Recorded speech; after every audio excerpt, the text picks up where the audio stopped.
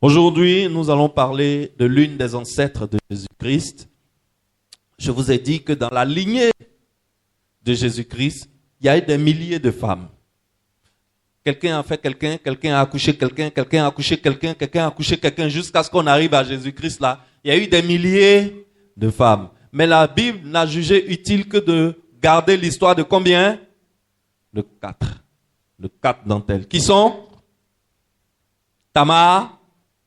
Oui, vous ne m'avez pas suivi alors. Tamar, Rahab. Aujourd'hui, nous allons voir la troisième qui s'appelle Ruth. Dis après moi, Ruth. Et nous allons finir par Bathsheba. Aujourd'hui, nous allons voir Ruth. Ruth qui est un diadème caché dans la cendre. Alors ce matin, nous sommes en Ruth 1. Ruth chapitre 1, nous allons lire le verset 1 à 5. Nous allons lire la version parole de vie. J'aime la version parole de vie parce que c'est une version simplifiée qui permet à tout le monde de comprendre. Le français est simplifié. Ruth 1, 1 à 5. Je lis pour toi. Cette histoire se passe au temps où les juges gouvernent le peuple d'Israël. À ce moment-là, il y a une famine dans le pays. Alors Elimelech, un homme du village de Bethléem, de la région de Juda, part avec sa femme et ses 2 fils. Ils vont dans la région de Moab. Sa femme s'appelle Noémie. Noémie, on peut dire aussi Naomi, c'est selon les versions. Donc, je préfère Naomi. Sa femme s'appelle Naomi et ses fils s'appellent Malon et Kilion. Ils sont du clan d'Ephrata. Ils arrivent donc dans le pays de Moab et s'installent là. Ensuite, Elimelech, le mari de Naomi, meurt et Naomi reste seule avec ses 2 fils. Plus tard, les garçons se marient avec des filles de Moab. L'une s'appelle Orpa, l'autre s'appelle Ruth. Ils habitent là pendant 10 ans à peu près. Puis, Malon et Kilion meurent aussi tous les 2. Naomi reste seule, sans enfant, sans mari. N'est-ce pas? Nous allons lire un deuxième passage biblique. Lisons 1 Chronique chapitre 2 versets 1 à 7. 1 Chronique 2 versets 1 à 7. Ok? Voici la liste des fils d'Israël. Israël, c'est qui? Israël, c'est qui? C'est Jacob, n'est-ce pas? Israël, c'est Jacob. Donc, on dit, voici la liste des fils de Jacob. C'est lui qui s'appelle Israël, n'est-ce pas? Jacob, c'est qui? On a eu Abraham. Abraham a eu pour fils Isaac. Isaac a fait des jumeaux, Ésaü et Jacob. Donc, quand le diadème a quitté Abraham, c'est parti à Isaac. Quand le diadème est sorti d'Isaac, c'est rentré chez qui? Chez Jacob, n'est-ce pas? On a déjà vu tout ça. Ceux qui ne connaissent pas, c'est parce qu'ils ne viennent pas les mercredis soirs. C'est mercredi soir même qu'il y a vrai enseignement d'église ici. Amen. Donc je t'encourage à être là les mercredis soirs pour ne pas être perdu. C'est mercredi soir que les vraies choses se passent. Dis-moi amen. Alors voici la liste des fils de Jacob. Ruben, Siméon, Lévi, Juda, Issachar, Zabulon, Dan, Joseph, Benjamin, Nephtali, Gad et Aser. On a mentionné les 12 fils de Jacob, les 12 fils d'Israël. Mais à la suite, à partir du verset 3, tu vas voir qu'on laisse tomber les 11 et on va parler d'un seul. Celui qui a reçu le diadème, celui qui va recevoir le diadème qui est la sémence que Dieu a donnée à Abraham, n'est-ce pas? Alors, il y a le diadème grand D qui est en la personne de Jésus, il doit passer par ceux-là. Alors, duquel des fils de Jacob que Jésus sortira? Il y a 12 fils.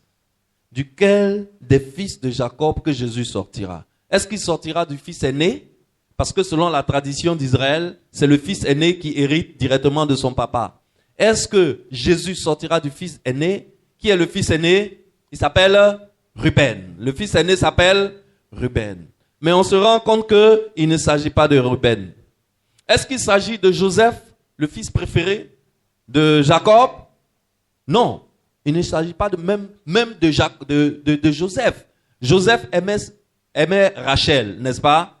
Et Rachel lui a donné comme premier fils.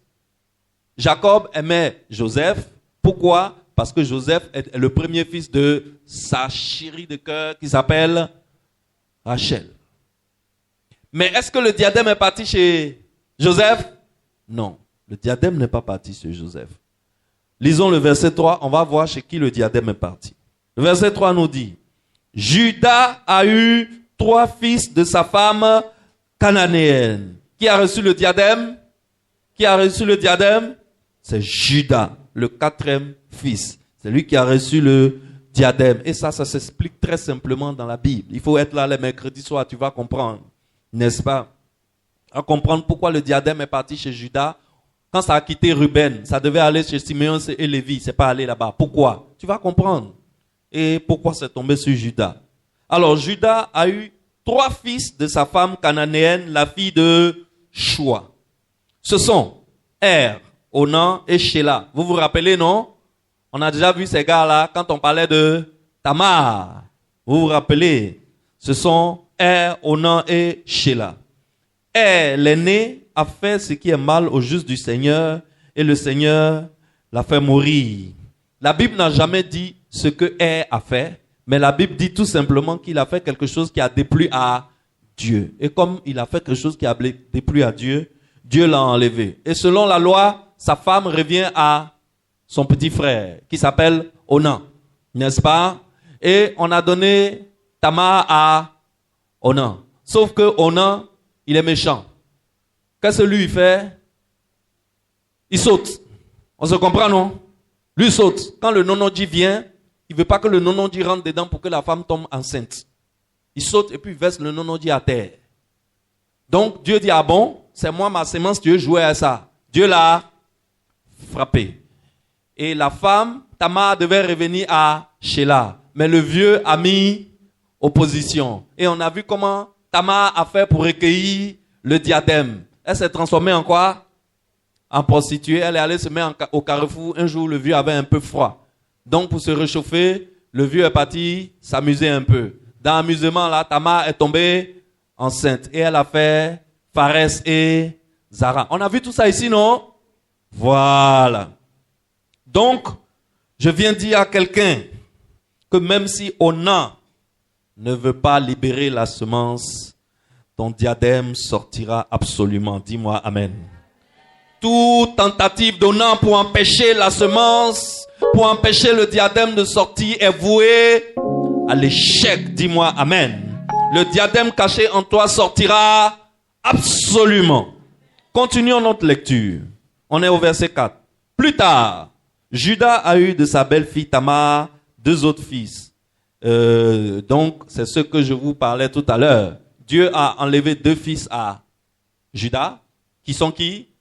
Qui sont le grand frère Er et le petit frère Onan. Mais Dieu va lui donner 2 fils pour remplacer les 2 fils qu'il a enlevés à travers la ruse de Tamar. Donc, à la place de Er et Onan, Dieu lui a donné Pharès et Zara, n'est-ce pas?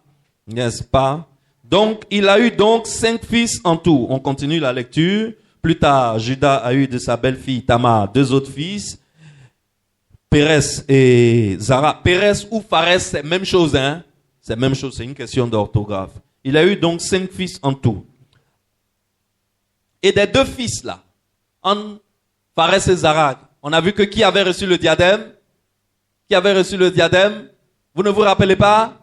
C'était Pharès, n'est-ce pas? C'était Pharès qui avait reçu le diadème.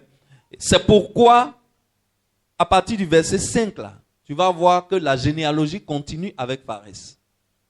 On ne parle plus de Zara, on parle désormais de Pharès, n'est-ce pas? Pourquoi? Parce que c'est Pharès qui a reçu le diadème. Alors le verset 5 dit, fils de Pharès, Erson et Amoul. Donc, qu'est-ce que nous sommes en train de faire? Nous sommes en train d'établir l'arbre généalogique qui a conduit jusqu'à qui? Jésus, qui est le diadème grandé. Il y a un diadème que Dieu a donné, dont Dieu a parlé même depuis le jardin d'Éden, lorsque le serpent a péché. Et ce diadème-là, il est en train de suivre une lignée. Et ce que Dieu fait, c'est que Dieu est en train de protéger la lignée qui a le diadème en main. Dieu s'assure que quand quelqu'un veut s'opposer à la sortie du diadème, la personne est frappée et meurt. Alors, le diadème arrive maintenant à Pharès, qu'on appelle aussi Pérès. Donc, les fils de Pharès sont Erson et Amoul. Alors, Pharès, à son tour, doit transmettre le diadème et il l'a transmis à Erson. Lisons le premier livre, 1 Chronique, chapitre 2, versets 9 à 15. Lisons 1 Chronique 2, versets 9 à 15. Avant, quand tu voyais ces parties-là dans la Bible, tu sautais, non? Quand tu lis la Bible jusqu'à tu arrives là, tu fais quoi? Tu sautes, tu dis, fils de, faut pas m'emmerder, ça, moi je comprends rien. Est-ce que tu vois maintenant quelle est son importance? Est-ce que tu vois maintenant pourquoi le Saint-Esprit a tenu à ce que ça soit mentionné dans la Bible? Ça nous permet de tracer l'arbre généalogique de Jésus. Alors, on arrive à 1 Chronique, chapitre 2, verset 9 à 15. Le verset 9 dit, fils de Esron.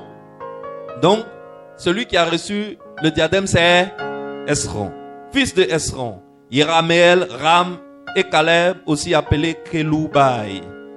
Erson va transmettre le diadème à lequel de ses fils? À Ram, n'est-ce pas? Ram, puisque le verset 10 dit, Ram était le père d'Aminadab.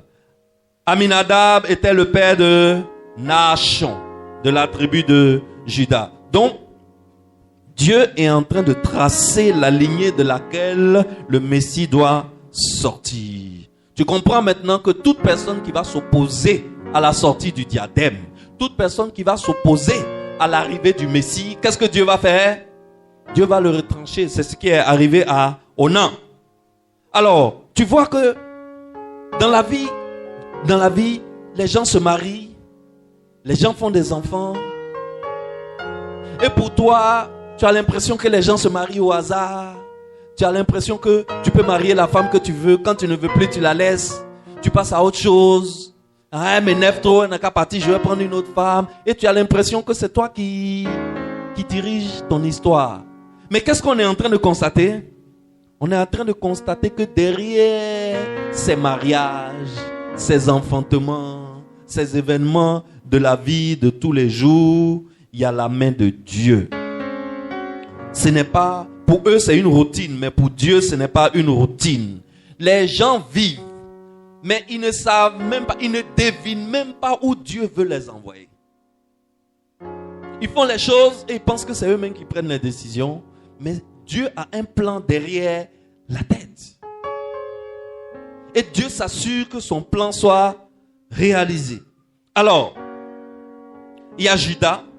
Après Judas, il y a eu qui?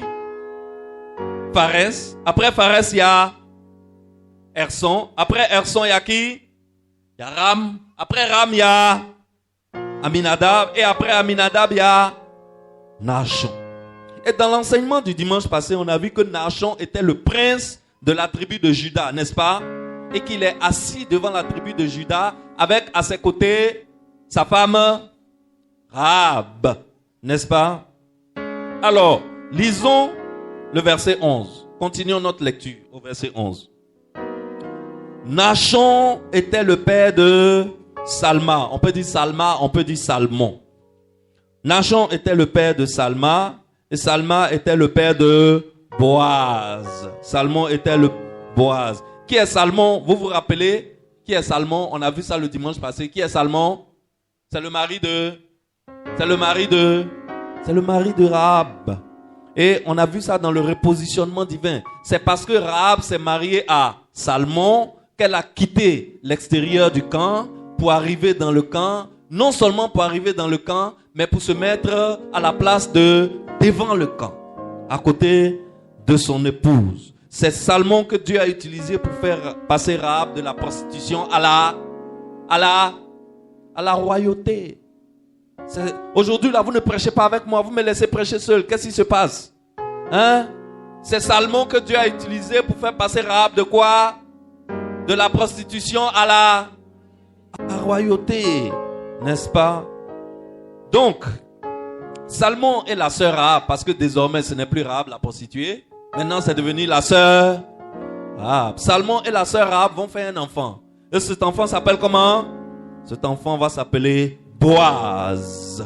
Cet enfant va s'appeler Boaz. Et c'est de Boaz là.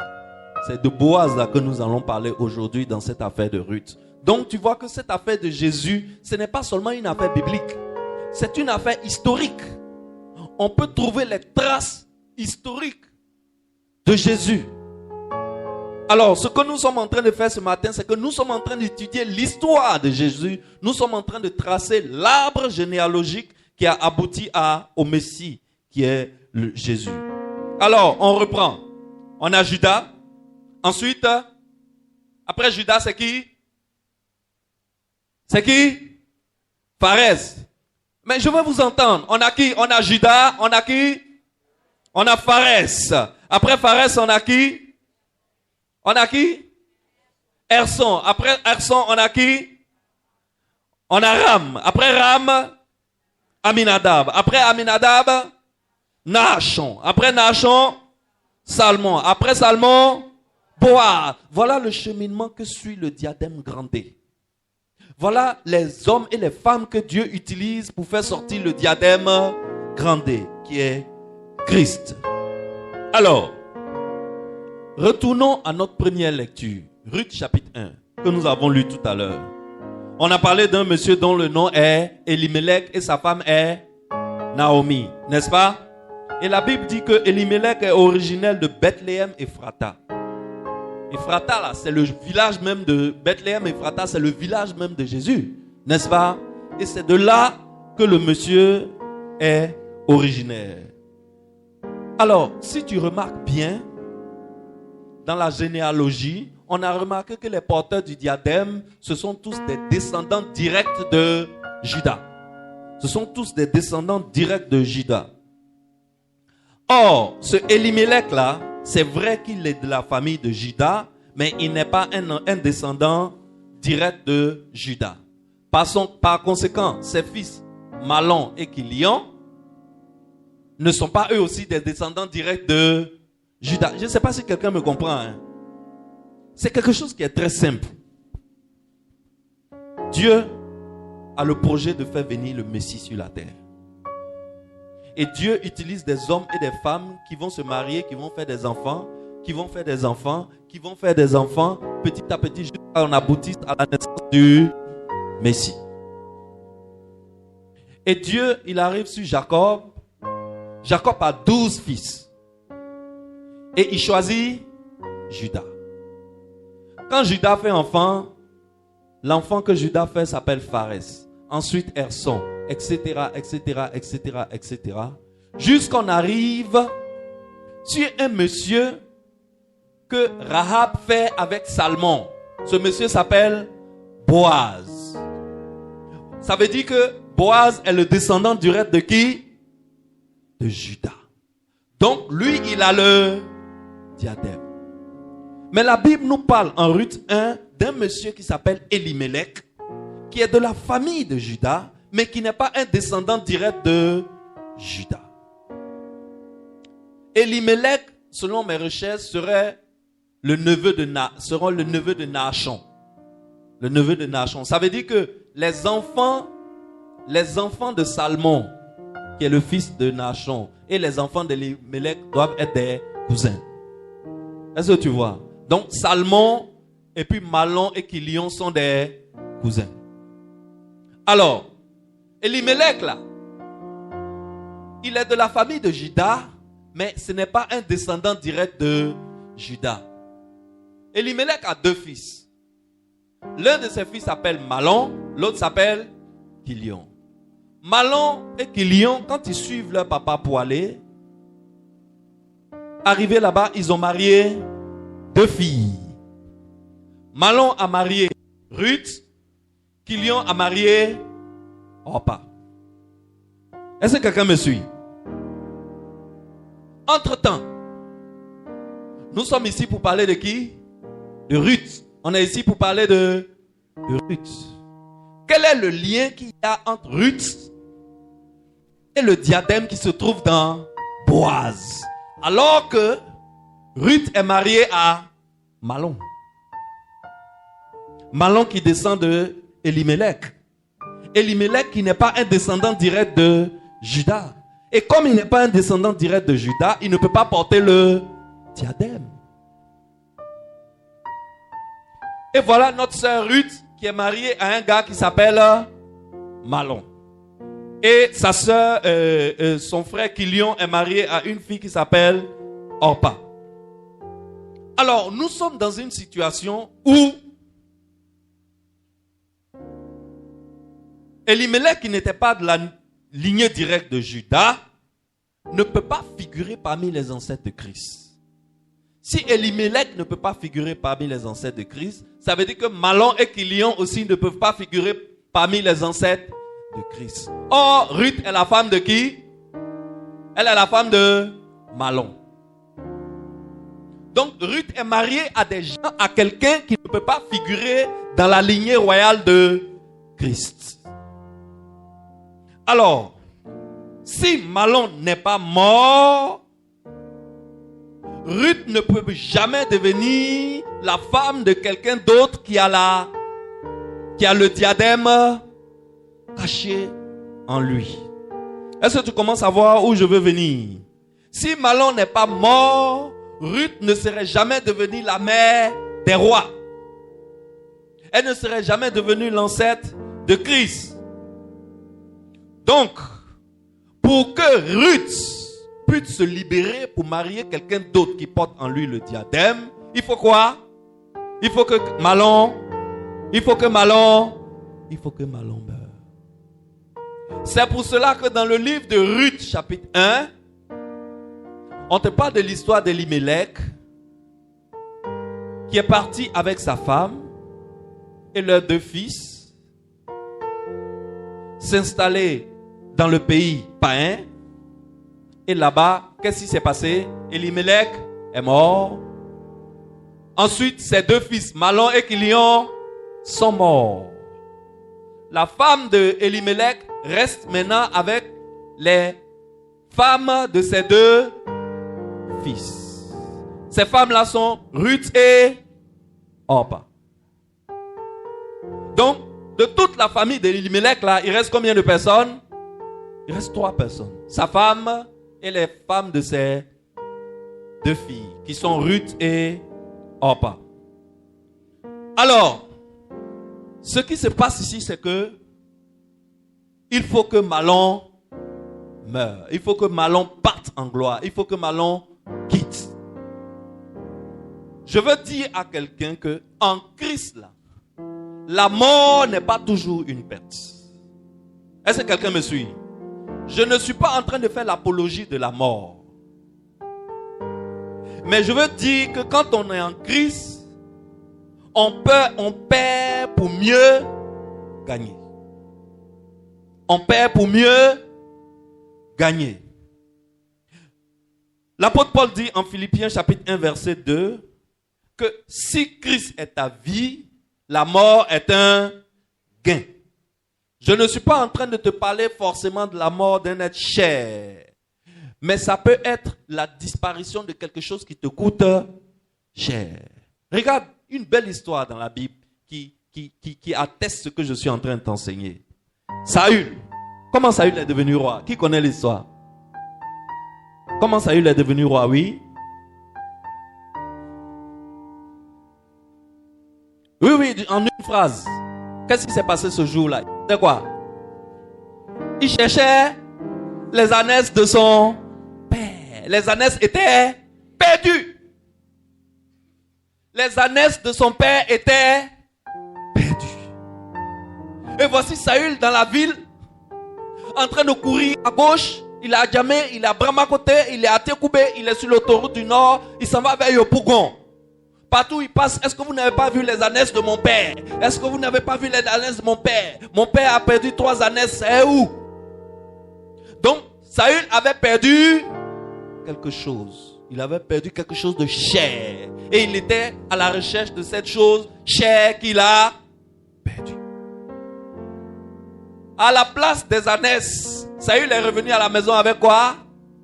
Avec la couronne royale d'Israël. Parce que au moment où il cherchait les ânesses, Dieu aussi cherchait un roi pour Israël. Donc en Christ là, perdre quelque chose, ou bien la mort de quelque chose, ou bien la disparition de quelque chose n'est pas toujours mauvais. Parce que quand tu perds, c'est pour gagner mieux. Ruth, Dieu a choisi Ruth pour devenir l'ancêtre de Jésus. Mais Ruth est mariée à Mahlon. Pour que Ruth puisse se libérer pour se marier à Boaz, il faut que Mahlon meure. Est-ce que je parle à quelqu'un? Est-ce que je parle à quelqu'un qui a peut-être perdu quelque chose? Je ne sais pas ce que tu as perdu. Tu as peut-être perdu une femme, tu as peut-être perdu un fiancé, tu as peut-être perdu un emploi, tu as peut-être perdu un mari, tu as peut-être perdu une situation confortable, tu as peut-être perdu beaucoup d'argent dans une situation, dans une opération. Mais je veux te dire, en Christ, on perd pour mieux gagner. Si Ruth n'avait pas perdu Mahlon, aujourd'hui son nom ne serait pas cité dans les ancêtres de Jésus-Christ. Aujourd'hui, personne n'allait connaître Ruth. Personne n'allait savoir que Ruth a existé. Terminons notre lecture. Nous allons voir 1 Chronique 2. Nous sommes maintenant dans le verset 12. Boaz est le père d'Obed. Et Obed était le père de Jessé. Boaz est le père de qui? Obed. Qui était la femme de Boaz? Qui était la femme de Boaz? Ruth, qui est la femme de Boaz. Donc, en perdant son mari Mahlon, elle est venue se marier à Boaz. Elle est devenue la mère des rois. Parce que Boaz, lui, c'est un descendant direct de Juda. Donc, en lui, il y a le diadème. Et avec Boaz, elle a fait un gars qui s'appelle Obed. Ensuite, Obed a fait un gars qui s'appelle Jessé, ou bien Isaïe, n'est-ce pas? Et Isaïe a eu 7 fils. Ces 7 fils, parmi ses fils, il y a le roi David. Le dernier de ces 7 fils, c'était le roi David. Alors, Ruth a donné Obed. Ruth est devenue la mère des rois. Pourquoi est-ce qu'elle est devenue la mère des rois? Parce que Mahlon s'en est allé. Parce que Mahlon est mort. Dans le monde, on dit quand une porte se ferme, une autre s'ouvre. C'est ce qu'on dit dans le monde, non? C'est bien. Mais je viens te dire ce matin que Dieu fait mieux que ça. Dis-moi amen. Dieu fait mieux que ça. Dieu ne ferme pas une porte avant d'ouvrir une autre porte. Non. On dit quand Dieu ferme une porte, il ouvre une autre. C'est celui qui ne connaît pas Dieu. Quand tu connais Dieu, tu dois savoir que Dieu ne ferme pas une porte avant d'ouvrir une autre. Parce que Dieu ne fonctionne pas comme nous. Chez Dieu, la solution vient avant que le problème ne se pose. Chez nous les hommes, le problème se pose et puis on cherche la solution. C'est pour cela que c'est chez nous qu'il y a sapeur-pompier. C'est-à-dire le feu prend et puis on vient maintenant pour éteindre. Chez Dieu là, il n'y a pas sapeur-pompier. Au ciel, il n'y a pas le métier de pompier. Parce que au ciel là, c'est parce que la solution existe que le problème surgit. Nous, c'est parce que le problème a surgi qu'on cherche. Donc, Dieu n'attend pas qu'une porte se ferme pour ouvrir une autre porte. Mais qu'est-ce que Dieu fait? Dieu fait quelque chose de wonderful. Dieu, pendant que tu as une porte où tu manges un peu, où tu grossis un peu, toi aussi, c'est là-bas que tu te mets bien. Mais Dieu, il estime que tu es son fils et tu dois aller de gloire en gloire. Il dit, là où tu es là, c'est petit. Tu mérites une gloire supérieure. Tu mérites une porte meilleure. Tu mérites une porte plus glorieuse. Qu'est-ce qu'il fait? Pendant que cette porte est ouverte, Dieu ouvre une porte encore meilleure, une porte meilleure et plus glorieuse pour toi. Le truc malheureusement c'est que comme Dieu est esprit et que tout se passe dans l'esprit, toi tu ne vois pas. Tu ne sais pas que pendant que tu es attaché à cette petite porte, en train de grossir un peu, en train de manger un peu. Une petite porte qui te rapporte 500 000 francs par mois. Donc toute ton âme est dans les 500 000. Pour toi, toute ta vie est liée 500 000. Alors que Dieu vient d'ouvrir une porte plus grande de 500 millions. Et toi, tu ne vois pas. Qu'est-ce que Dieu est obligé de faire? Qu'est-ce qu'il est obligé de faire? Il est obligé de fermer la petite porte là. Quand cette porte sera fermée, qu'est-ce que tu vas faire? Tu vas te mettre maintenant à chercher. Et quand tu vas te mettre à chercher, Dieu lui-même va te prendre maintenant par la main pour t'amener vers la porte meilleure et plus glorieuse. Excellence. C'est pour cela que je veux te dire ce matin que ne te mets plus à paniquer et à pleurer devant une porte fermée. Aujourd'hui, quand on se retrouve devant une porte fermée, on panique. On pleure. On fait jeûne et prière. Devant la porte fermée, Seigneur, pardon. Oh Seigneur, pardon. Il faut ouvrir la porte là. C'est là je mange un peu. C'est là moi aussi je grossis un peu. Seigneur, moi je te fais quoi? Je chie à l'église. C'est pas ce qu'on fait. Et on pleure devant la porte. Et on jeûne devant la porte. On prend Sainte Seine devant la porte. On fait huile, on appelle le prophète.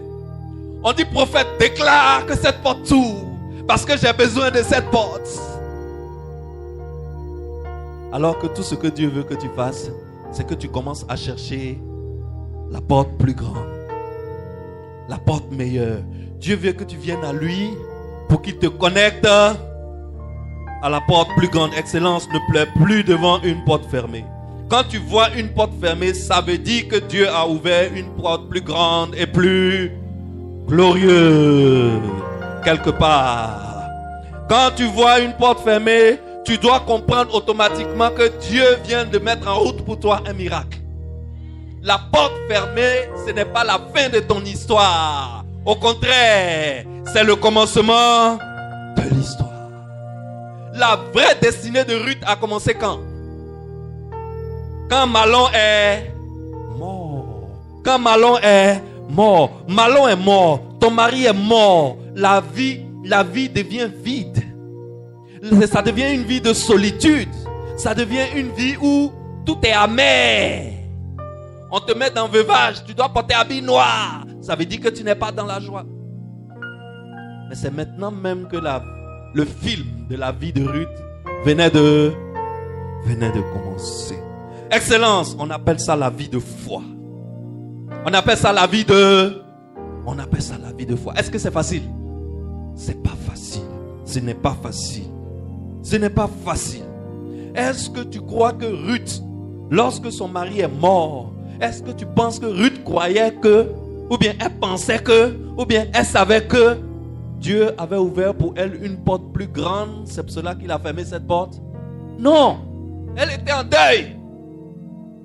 Elle avait perdu son mari, elle était devenue veuve.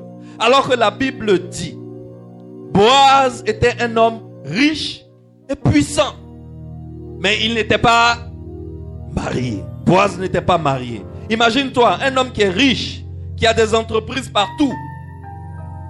Il peut avoir la femme qu'il veut, où il veut, quand il veut. Mais pourquoi, à ton avis, pourquoi Boaz n'était pas marié? Malgré toute sa richesse. Pourquoi Dieu fait ça? Pour sécuriser le foyer de qui? Pour sécuriser le foyer de Ruth. Tant que Mahlon était vivant, Boaz n'allait jamais se marier. C'est comme ça que Dieu fonctionne, Excellence. Tant que Mahlon était vivant, Boaz pouvait être l'homme le plus beau du monde, l'homme le plus riche du monde, l'homme le plus puissant du monde, il n'allait jamais se marier. Pourquoi? Parce que Dieu était en train de sécuriser ce foyer-là pour qui? Pour Ruth. Excellence. Jeune dame, lève la main, dis ça me concerne. Dis ça me concerne. Si Mahlon veut partir, laisse-le s'en aller, Excellence. Je parle à quelqu'un, n'est-ce pas?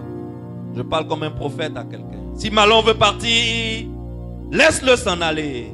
Parce que tant qu'il ne part pas, Boaz ne viendra pas. Je ne parle pas de divorce, mais je parle de ce genre de fiançailles où tu es dedans. Mais les Ivoiriens ont un mot qui me plaît. Ils disent, je suis dans quoi? Tu es dans ce genre de fiançailles où tu te poses la question, mais je suis dans quoi? Tu comprends pas. Je viens te dire, si Mahlon veut partir, laisse-le s'en aller. Parce que le départ de Mahlon n'est pas la synonyme de la fin du dessein glorieux de Dieu pour toi, pour ta vie. En réalité, c'est maintenant que ta vie va commencer. C'est ça qu'on appelle la foi. Alors, fils de Dieu, il ne faut pas te laisser ravager par une perte comme les fils de ce siècle. Parce qu'eux, ils n'ont pas d'espoir. Mais toi, c'est maintenant que le film de ta vie va commencer. Lisons ce que Dieu nous promet en Romains chapitre 8, verset 29. Romains 8, verset 29. Nous savons du reste que toute chose concourt au bien de ceux qui aiment Dieu, de ceux qui sont appelés selon son dessein. Je n'ai pas voulu que Mahlon s'en aille, mais je constate que son départ me repositionne au cœur du dessein de Dieu. Si Mahlon n'était pas mort, qui allait connaître Ruth? Personne. Mais aujourd'hui, si on parle de Ruth, c'est parce que Mahlon est mort et qu'elle s'est remariée à Boaz. Tous ces gens qui sont cités dans la lignée de Christ là, est-ce qu'on nous a parlé de leur femme? Mais il a fallu une femme pour qu'ils fassent sortir le diadème, non? Mais est-ce qu'on nous a parlé de leur femme? Personne, on ne nous a pas parlé de leur femme. C'est à cause du départ de Mahlon qu'aujourd'hui Ruth est citée. Alors le départ de Mahlon a repositionné Ruth. Comme on l'a vu le dimanche passé, Rahab a été repositionnée. Aujourd'hui, c'est Ruth qui est repositionnée à cause du départ de Mahlon. Excellent, je ne sais pas ce que tu as perdu. Je ne parle pas forcément de la mort de quelqu'un. Mais je prophétise sur ta vie que le départ de Mahlon te permet de rentrer de plein pied dans le dessein de Dieu pour ta vie. Dis-moi Amen. Dis-moi Amen. Je ne sais pas si on t'a donné une lettre de licenciement. Mais si c'est une lettre de licenciement qu'on t'a donnée, prends la lettre, mène-la vers le ciel et dis à la personne qui t'a donné la lettre de licenciement, ça c'est Mahlon. Boaz arrive. Dis-lui que Boaz, dis-lui que Boaz arrive. Excellence. Je ne sais pas ce que tu as perdu. Si c'est un marché important que tu as perdu, malgré tous tes efforts, tu as tout fait, mais tu as perdu quand même le marché. Ne perds pas espoir, homme d'affaires. Ne perds pas espoir. Dis-toi que c'est Mahlon qui vient de... Et que Boaz, il faut que Mahlon parte pour que Boaz vienne. Écoute, Boaz était tellement riche que les gens n'arrivaient pas à comprendre pourquoi il n'était pas marié. Au point où aujourd'hui, jusqu'aujourd'hui, le cas de Boaz divise les historiens bibliques. Il y a une école qui dit que Boaz était marié, il avait femme et des enfants, mais il y a eu un accident qui a fait que Boaz a perdu sa femme et ses enfants. Il y a une école qui dit non, il était peut-être marié, mais comme la femme n'était pas celle choisie par Dieu pour porter le diadème, la Bible n'a pas cité son nom. Il y a une autre école qui dit que Boaz ait eu une femme et qui n'ait jamais eu une femme avant Ruth, c'est à Ruth que Dieu a communiqué le diadème. Donc tous les autres débats sont des débats inutiles. Je pense que c'est cette école qui a raison, non? C'est cette école qui a raison, non? Alors, il faut savoir que Ruth et Boaz même là, ils n'étaient pas de la même génération que Ruth. Ils n'étaient pas de la même génération que Ruth. Si tu lis le livre de Ruth, le chapitre 2 ou le chapitre 2, non, le chapitre 3, il appelle Ruth ma fille. Il dit, ma fille, tu peux venir ramasser le blé qui reste dans mes champs après mes semeurs. Tu peux venir. Au moment où Ruth est partie se coucher en bas des pieds de Boaz. Quand Boaz était en train de récolter le blé dans son champ. Et il dormait la nuit. Et Ruth a soulevé sa couverture un peu. Et puis elle s'est mise au pied de son protecteur qui lui faisait du bien. Quand il a regardé, il dit, hey, c'est une affaire comme ça. Tu es qui? Elle dit, je suis Ruth. Ruth de qui? De Naomi. Hein? Donc, tu es la femme de mes cousins lointains, Mahlon, et qui lui ont dit, oui, je suis la femme de Mahlon. Il dit, ah, c'est que tu es mon parent direct, donc j'ai le devoir de prendre soin de toi. Mais je ne suis pas celui qui est l'héritier direct qui doit prendre soin de toi. Alors, qu'est-ce qu'il fait? Il convoque l'héritier direct et lui dit, voici notre fille, on doit prendre soin d'elle. On fait quoi? Le gars dit, ça m'intéresse pas, je suis pas intéressé. Boaz dit, sur place, Boaz a pris des témoins. Il dit, devant témoins, celui qui doit s'occuper de Ruth dit qu'il ne peut pas. Parce que le gars, ce que lui voyait, c'est que s'il s'occupe de Ruth, il est obligé de la marier et il est obligé de s'occuper de la vieille. Donc ça ne l'intéresse pas. Alors, qu'est-ce qu'il fait? Il se débile. Et Boaz dit, moi, je veux l'épouser. Moi, j'ai besoin de Ruth. Oh, c'est le plan de Dieu qui était en marche. C'est le plan de Dieu qui était en marche.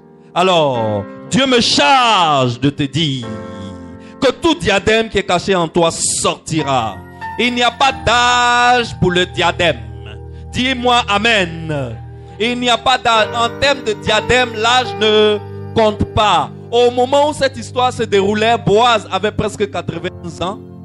Ruth avait pas encore. Elle était en train de rentrer dans sa 40e année. Ça veut dire que pendant que Mahlon vivait, Boaz vieillissait. Mais est-ce que Dieu était pressé? Dieu n'était pas pressé. Pourquoi?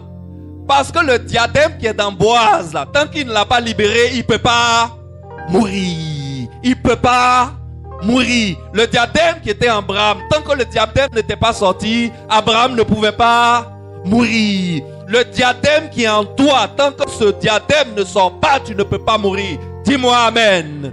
Donc la mort n'est pas ton partage pour l'instant. Dis-moi Amen. Le diadème doit sortir. Quel que soit ce que diront les médecins, quel que soit ce que les circonstances même te diront, tu vois même toi-même, tu vois qu'elle est là, c'est 15 ans sur toi, c'est mêlé, ça t'arrange pas. Mais je te dis, n'écoute pas les circonstances. N'écoute pas les médecins qui te font un dialogue, un bilan négatif. Quel que soit l'argent que tu n'as pas aujourd'hui, ne t'inquiète pas. Tout ce que tu as à faire, c'est de croire que le diadème qui est en toi sortira à tous les coups.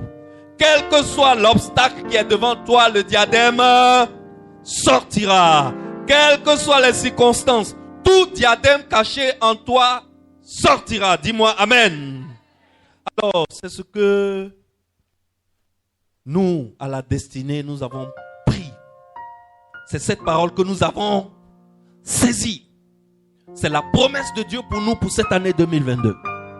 C'est pour cela que tous les mercredis de cette année, on se réunit ici, après avoir jeûné toute la journée. Et on vient ici, et on prie, et on prend la Sainte Seine. Pourquoi? Parce que nous croyons que cette année, Dieu va annuler toutes les lois qui empêchent notre diadème de sortir. Tu sais, des fois, Dieu n'a même pas besoin d'annuler une loi pour te favoriser.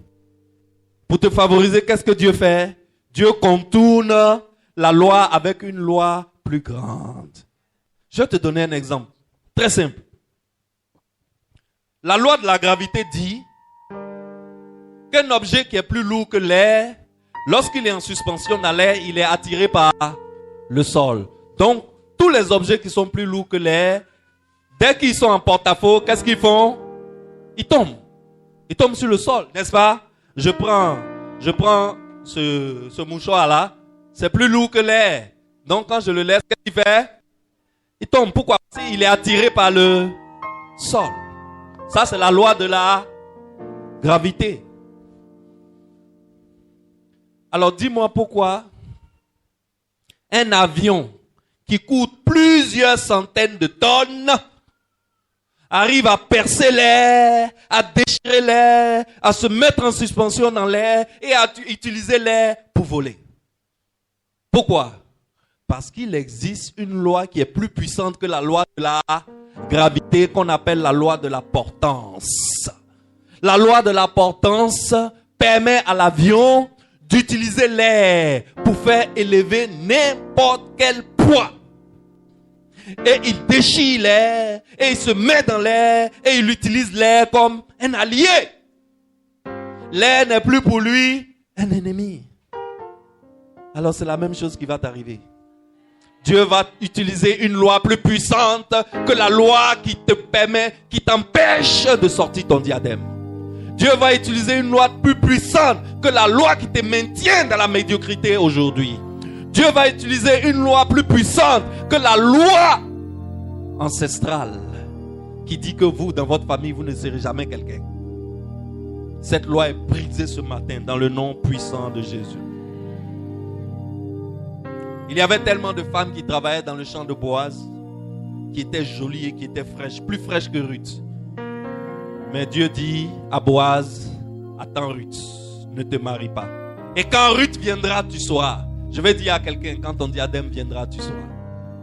Quand ton diadème viendra, tu sauras. Ruth était étrangère. Ruth n'avait pas de fortune. C'était une fille pauvre. C'était une veuve. Et en plus, c'était une veuve pauvre.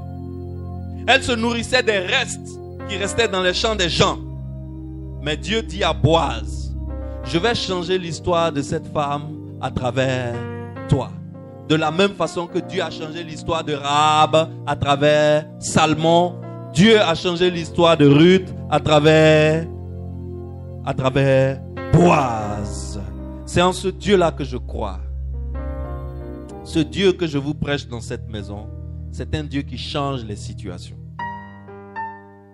Moi, je ne crois pas que ce Dieu-là, il te prend tel que tu es aujourd'hui et après 3 ans, tu es toujours dans la même situation. Non, ce n'est pas mon Dieu là. C'est pas mon Dieu là.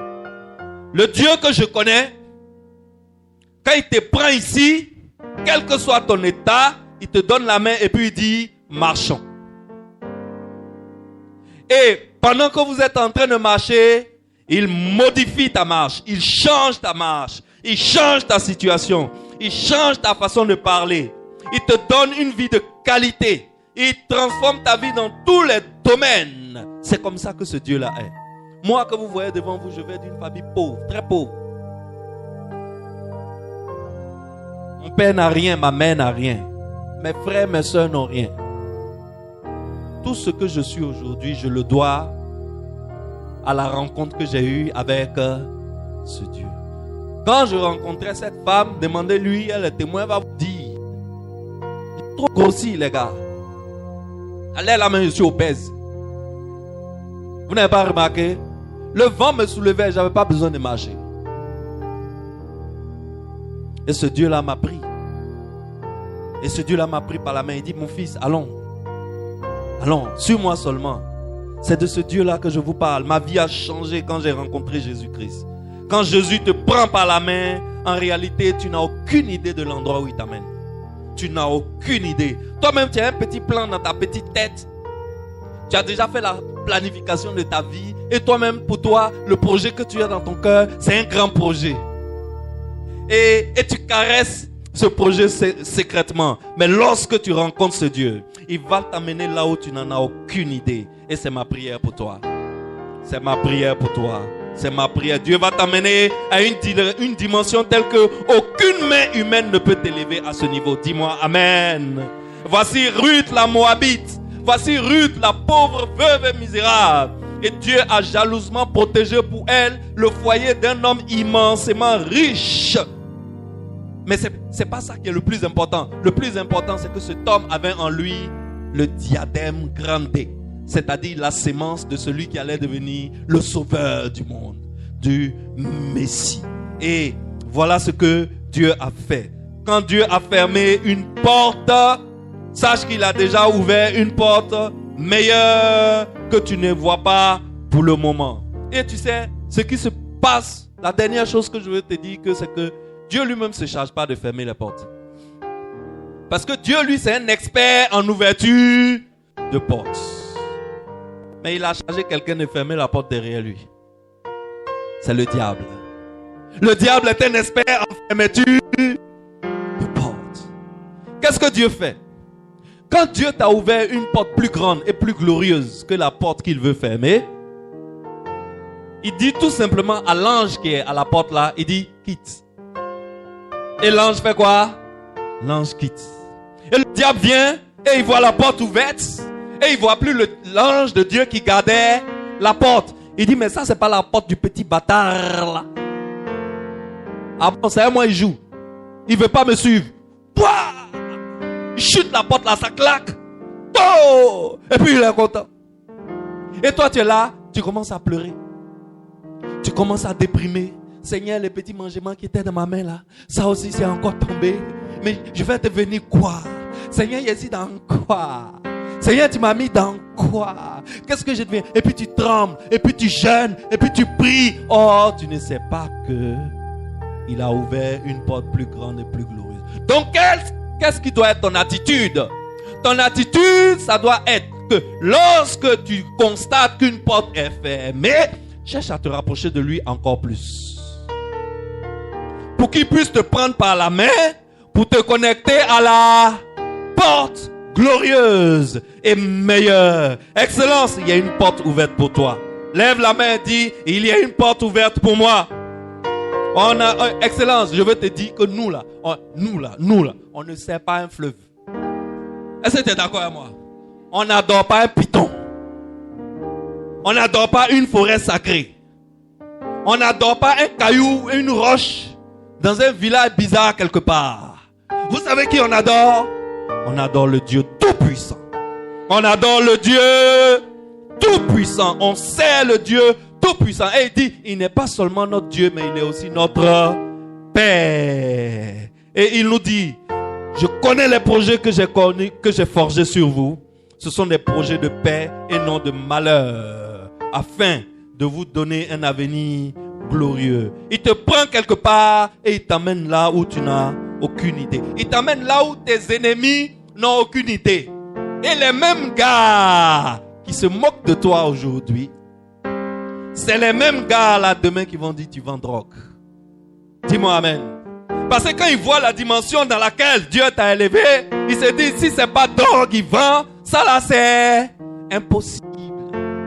Dans leur tête, il n'y a pas d'autre dimension qui est plus élevée que vente de drogue. Ils te regardent, ils voient où Dieu t'a emmené. Et puis ils disent non, le gars il s'est connecté à des Libanais et ils sont en train de vendre drogue. Excellence! Le révérend Georges nous a parlé d'un pasteur une fois qui dirigeait une église. Je termine ici.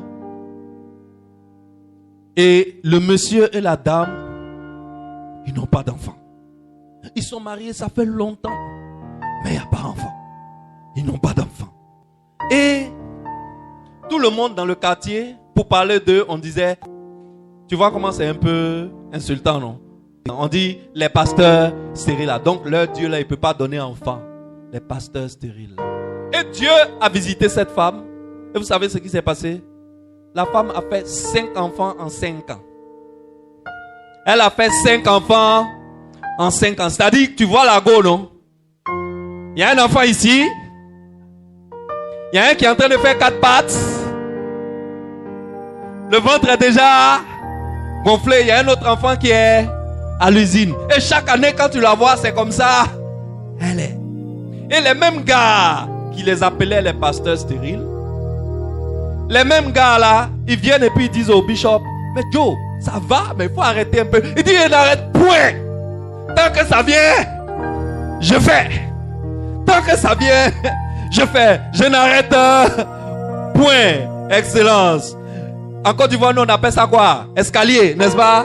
Quand les enfants se suivent là, on appelle ça escalier. Excellence. Je déclare que ton escalier arrive. Ton miracle d'escalier arrive. Escalier là, c'est pas seulement dans le contexte d'enfant. Escalier là, ça peut être dans le contexte d'argent aussi. C'est-à-dire que tu es là, il y a un marché de 1 milliard ici, ça a pété, boum. De l'autre côté, il y a un marché de 2 milliards, ça a pété, boum. Ça rentre à gauche, ça rentre à droite, ça rentre devant, ça rentre derrière. En haut même, c'est gâté. On appelle ça un miracle d'escalier. Je déclare un miracle d'escalier dans ta vie. Ton escalier arrive. Je te dis, mon ami, ce n'est pas un rêve. Mon Dieu que j'adore dans cette maison, quand il te prend quelque part, il t'amène quelque part. Et là où il t'amène, tu n'as pas idée. Ce Dieu, là où il t'amène, tu n'as pas idée. Excellence. Et quand tu seras là-bas, tu sais ce qui va se passer? Beaucoup de personnes vont se lever et vont dire, non, celui-là c'est mon fils. Celle-là c'est ma fille. Alors que Dieu n'a pas eu besoin d'eux pour faire ton miracle d'escalier. Dieu a fait ton miracle d'escalier tout seul. Est-ce qu'on peut se tenir debout dans la présence de ce Dieu? Est-ce que la voix de la destinée peut venir? Est-ce que la voix de la destinée peut venir? Nous prier, chanter la gloire de ce Dieu sur la terre comme ça se chante au ciel. Pendant ce temps, les pasteurs nous préparent la Sainte Seine. Cette Sainte Seine que tu prends, c'est la Sainte Seine du miracle d'escalier. C'est la Sainte Seine du miracle d'escalier. Nous prenons ce matin la Sainte Seine du miracle d'escalier. Pendant que la voix de la destinée nous amène dans sa gloire.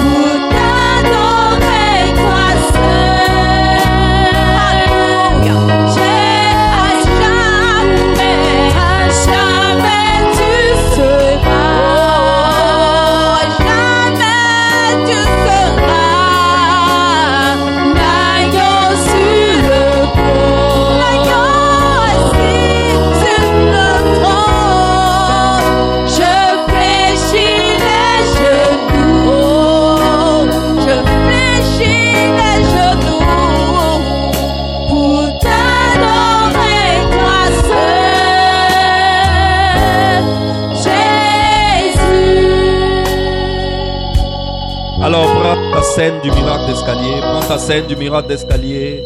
Présente ta scène au Seigneur. Présente ton scène au Seigneur. Dis au Seigneur dans quel domaine tu veux voir un miracle d'escalier. Dis au Seigneur dans quel domaine tu veux voir un miracle d'escalier. Ce Dieu, ce matin tu as compris que lorsque une porte se ferme, c'est parce qu'il a ouvert pour toi une porte plus grande. Dis à ce Dieu de te montrer cette porte plus grande qu'il a ouverte pour toi. Dis à ce Dieu de te connecter à cette porte plus grande et plus glorieuse qu'il a ouverte pour toi. Je ne connais pas tes problèmes, mais je sais que ce n'est pas des petits problèmes. Mais ce Dieu, quand il te prend quelque part, il t'amène là où tu n'en as pas idée. Merci Jésus pour ce que tu fais dans notre vie. Prenons la scène, mange ta scène.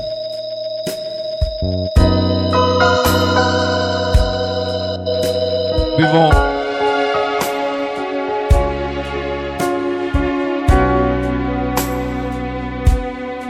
Ainsi soit-il, dans le nom puissant de Jésus. Seigneur, exauce notre miracle d'escalier dans le nom puissant de Jésus. Amen. Pendant que la voix de la destinée chante, on se prépare pour la deuxième offrande.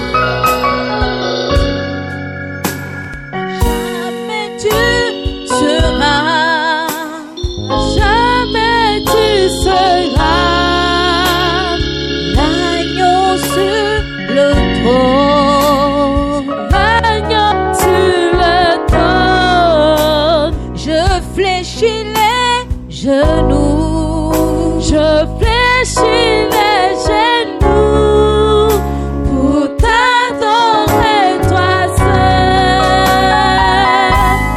Jésus, jamais tu seras, jamais tu seras l'agneau sur le trône. L'agneau sur genoux, je fléchis les genoux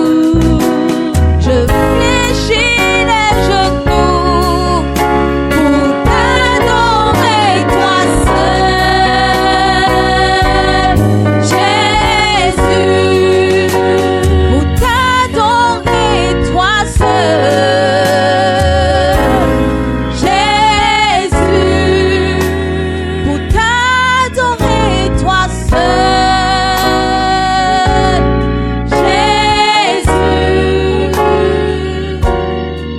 Merci la voix de la destinée. Acclamez ce Dieu qui nous offre un miracle d'escalier en 2022.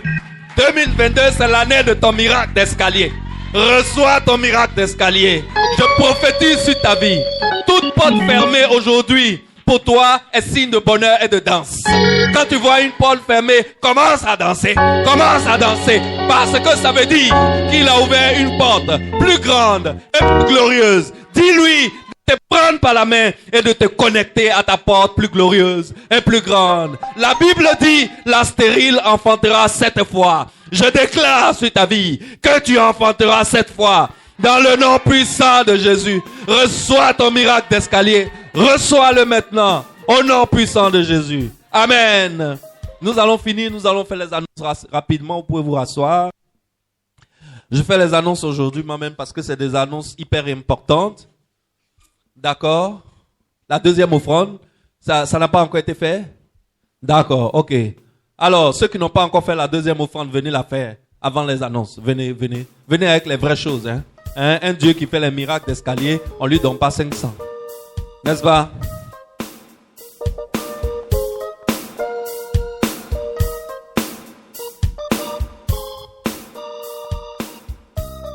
Ok, voici nos annonces. Nous avons la première annonce, je vous l'ai déjà donnée. Évangélisation exceptionnelle. Tous les dimanches matins, à partir du dimanche 27 mars. Régis, il faut que toi et moi on ait une réunion pour organiser ça bien par rapport au territoire où on doit aller. Ok? Donc on fait la réunion aujourd'hui. Ok? Donc à la fin tu m'attends. Tu dis à tous tes millions là que toi tu as un miracle d'escalier qui arrive.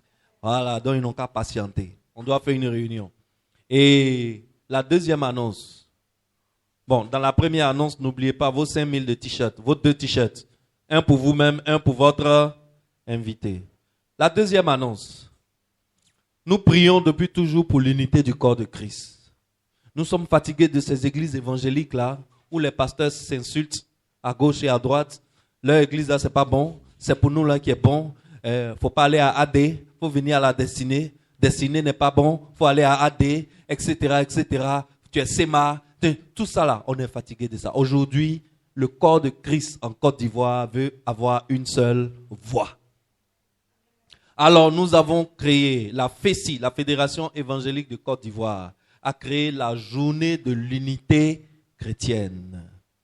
La journée de l'unité évangélique. Et cette journée-là, c'est le 2 avril. Le 2 avril, la maison de la destinée est chargée de fournir au moins, minimum, 250 personnes au palais des sports de Trècheville à la journée évangélique. Vous savez combien de personnes on a demandé à AD, Assemblée de Dieu? 10 000. On a demandé 10 000 personnes à AD. On a demandé 7 000 personnes à SEMA. SEMA dit c'est foutaise. Que AD ne peut pas envoyer 10 000, eux vont envoyer 7 000. Que SEMA dit eux aussi ils envoient 10 000 personnes. Mais ce jour-là, personne ne saura qui est AD. Personne ne saura qui est SEMA. Personne ne saura qui est Pentecôte. Personne ne saura qui est Destinée. Personne ne saura qui est Vase d'honneur. Ce jour-là, nous aurons tous un même uniforme. Tout le monde va porter le même uniforme. Les hommes font leur chemise, les femmes font leur maxi ou bien je ne sais pas quoi, la jolie robe de Kadila, comment on appelle. Vous faites pour vous. Et voilà l'uniforme. C'est écrit dessus FECI. Vous voyez, non? Fédération évangélique de Côte d'Ivoire. La Fédération évangélique de Côte d'Ivoire. Ce jour-là, toute la Côte d'Ivoire, tout Abidjan, on ne verra plus 1000 églises évangéliques, mais on verra une seule église évangélique. Et nous allons faire une grande convention au Palais des Sports de Trècheville. C'est le 2 avril à 7h du matin. Tu veux participer à cette grande fête? Je t'invite à venir participer à cette grande fête. C'est dans les moments comme ça là, qu'à côté même de la fête là, on noue des relations terribles. C'est dans ça même peut-être que ton Salmon sera là. Ton Boaz sera là. Tu sais pas. Est-ce que tu vois? Et c'est là que Dieu veut te connecter.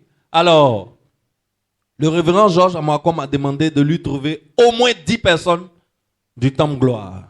Au moins. Ça veut dire qu'il voulait me dire qu'il veut tout le temps de gloire. Mais, quand il me dit au moins, il sait qu'il me met au travail. Parce que je suis un homme de foi. N'est-ce pas? Un homme de foi, quand on lui demande 10, il envoie combien? Il envoie 100. Quel point? Il envoie 100. Est-ce que tu vois? Alors, voici le pain. Le morceau de pain, c'est 4 000. Un morceau, c'est ça, non? 4 000. Si tu veux 3 pains, ça fait 12 000. Tu vois, non? Moi, j'ai acheté pour moi depuis. Est-ce qu'on a mis chez le tailleur même? Aide-moi, Seigneur. Il est là. Donc, viens prendre ton morceau de pain. Ce qui est là, c'est Mamie, la femme du révérend Georges Amoakom qui a envoyé ça. Ils sont venus déposer ça avant-hier, non? Hier ou avant-hier. Ils sont venus déposer ça ici. Ça ne retourne pas. Il faut acheter. Il faut acheter. Église là, c'est comme ça, oh. Église là, c'est comme ça, oh. Vraie église là, c'est comme ça. Il y a toujours quelque chose à acheter. Donc, ne sois pas fatigué d'acheter. C'est quand tu achètes ici que ton argent qui est dans ton coffre aussi augmente. N'est-ce pas? Amen. Alors, voici l'annonce importante. La troisième annonce importante, c'est que mon peuple, le peuple du temps de gloire, a tendance à minimiser le culte du mercredi. Je ne sais pas ce qui vous arrive, les gars. Dites-moi, il y a quoi? Il y a quel problème? Le peuple du temps de gloire, mercredi, on arrive ici, on est 10. Voici Papa Johnson, il quitte en face de Cap Nord. Vous êtes tous dans la zone ici. Bon, à part les gens de Dibi. Dibi là, ça c'est derrière Bobo. On est tous dans la zone ici. Quelqu'un qui quitte à Cap Nord, il vient tous les mercredis soirs ici faire culte avec nous. Vous êtes dans mes narines ici, vous ne venez pas. Il y a quel problème? Vous n'avez pas compris que cette affaire de diadème là, c'est le mercredi soir même que ça se passe prophétiquement? Vous n'avez pas vu que c'est le mercredi qu'on jeûne? Est-ce qu'on jeûne les dimanches? Est-ce qu'on jeûne les dimanches? Quel est le jour où on jeûne? Mercredi. Donc prophétiquement là, le diadème qui est caché là, quel que soit l'obstacle qui empêche ton diadème de sortir, mercredi tu viens, on déclare dessus, ça saute. Mais pourquoi vous ne venez pas le mercredi, les gars? Il y a quel problème? Dites-moi. On arrive mercredi, il y a 6 personnes dans la salle. Non. Le diadème qui est caché dans la salle là, c'est mercredi que ça quitte. Dis-moi amen. Ah. Ou bien la cendre de votre vie là, ça vous suffit. Vous ne voulez pas que le diadème sorte maintenant? On a fait ce programme là à cause de vous. Parce que notre vie là, il y a trop de cendres. La cendre, c'est les difficultés. La cendre, c'est les maladies. La cendre, c'est les galères. La cendre, c'est les impossibilités. La cendre, c'est les obstacles. La cendre, c'est, je ne sais pas moi, tout ce qui empêche ton étoile de briller. C'est ça qu'on appelle la cendre. Alors, vous ne voulez pas que le diadème qui est caché dans la cendre luise maintenant? C'est mercredi, les gars. Mercredi, il faut que la salle soit... Mercredi, là, on fait le culte exactement comme dimanche. On fait louange, adoration. On fait offrande. On va faire 10 000 offrandes même mercredi. Mercredi prochain, je vais faire 10 000 offrandes. Pour que vous sachiez que mercredi n'est pas différent de dimanche. Mercredi n'est pas inférieur à dimanche. Au contraire, prophétiquement, mercredi est plus puissant que dimanche. Plus puissant que dimanche. Alors, je suis venu vous dire mon cœur. Si vous ne voulez plus les mercredis, moi aussi, je ne vais plus venir. Et on va voir par où votre diadème là va quitter pour venir. Hein les gars, corrigez-moi ça. On veut vous voir mercredi. Mercredi, je veux voir tout le monde ici. Le mercredi prochain, je vais vous donner un enseignement sur Samson. Vous n'avez jamais entendu ça. Je vous parle de quelque chose. Vous n'avez jamais entendu ça.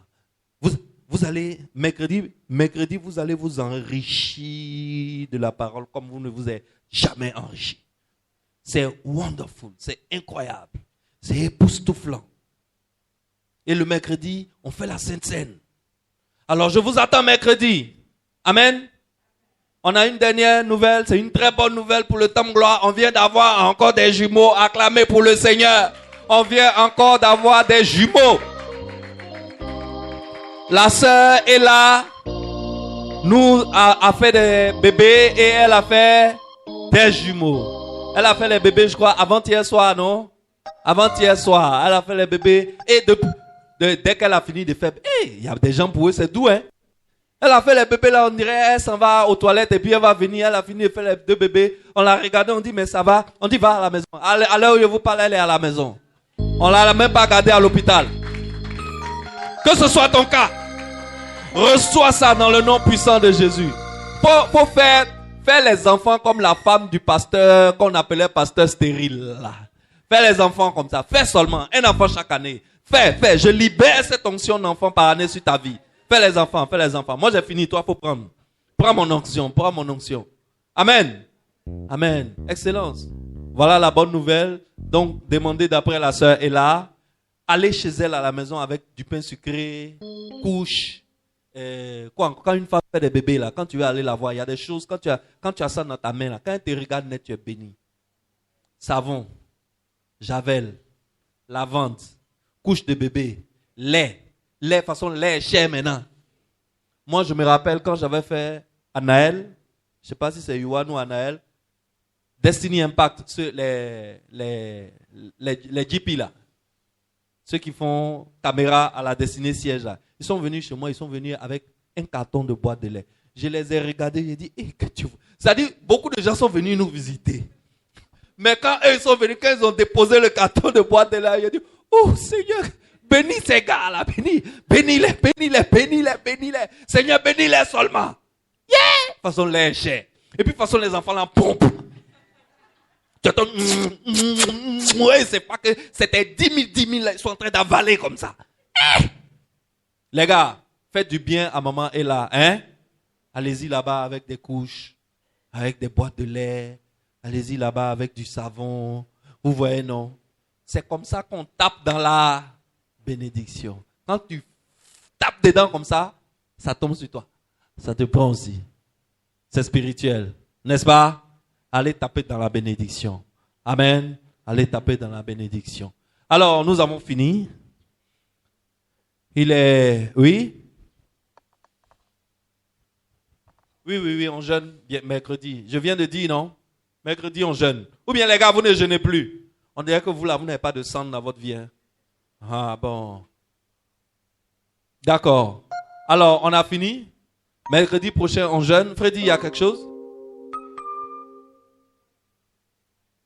Ah oui, c'est vrai. Tu sais, j'allais oublier. Très bien, Freddy. On a 3 jours de jeûne la semaine prochaine. On commence la semaine prochaine, on jeûne lundi, mardi et on finit le mercredi. Au siège, eux, ils vont jeûner mercredi, jeudi, vendredi. Nous, on va jeûner ici lundi, mardi et mercredi. Pourquoi? Parce qu'à partir de mercredi, on commence une deuxième saison du diadème qui sort de la cendre. On vient de finir la première saison de 6 semaines. On va entamer une deuxième saison de 6 semaines. Lorsqu'on entame une deuxième saison, on fait un jeûne de 3 jours. Tout ça là, c'est spirituel. Il ne faut pas essayer de comprendre, il faut faire seulement. Quand le diadème là va sortir, il faut nous envoyer la dîme. Amen. Amen. Dans le nom puissant de Jésus, je pense qu'on a fini pour aujourd'hui, pasteur. On a fini pour aujourd'hui. Dieu bénisse, on bénit Dieu pour la vie du pasteur Jacques, qui a été très sonné, mais qui est de retour sur ses 2 pieds.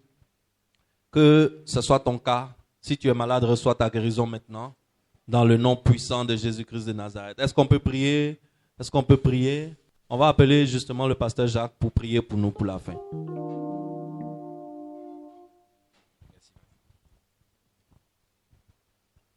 Alléluia. Prions le Seigneur. Seigneur, merci pour cette bonne nouvelle. La bonne nouvelle, Seigneur, de positionner, Seigneur, les Boaz. Les Boaz qui étaient loin de nous, mais que, Seigneur, tu les ramènes à nous maintenant. Afin que, Seigneur, ce qui a été déclaré, année de ta puissance, Seigneur, que cette année, nous voyons la puissance de Dieu se manifester dans la vie de chaque membre de cette église. L'Éternel, le diadème, ô Dieu de gloire, nous voulons écrire une nouvelle histoire. Que chacun écrit son histoire. Oui, l'année 2022, c'était difficile les autres années. Mais quand je suis rentré dans 2022, tout a changé. Dieu a tout changé. Dieu m'a élevé et Dieu m'a positionné. Je déclare ces paroles sur la vie de ce peuple ce matin. Et que ton nom seul soit glorifié. Merci Seigneur. Nous retrouvons ici Seigneur le mercredi. Donne-nous la force Seigneur de tenir ces moments de jeûne et prière. De prendre tout au sérieux. Et que Seigneur à l'issue de ces programmes, que nous voyons la gloire de Dieu se manifester dans notre vie. Béni sois-tu, roi des rois. Que ton nom soit grand. Et encore, bénis la vie de ton serviteur. Et remplis-le encore davantage. Et que Seigneur, les paroles qui viennent de lui, soient toujours communiquées par la vie de Dieu. Et que Seigneur, reçois cette force de toi. Et que tout ce qui est force de la chair s'affaiblisse, mais qu'il soit rempli de ta force. Dans le nom puissant de Jésus-Christ. Béni sois-tu. Gloire et honneur te reviennent au nom de Jésus. Tout le monde dise Amen.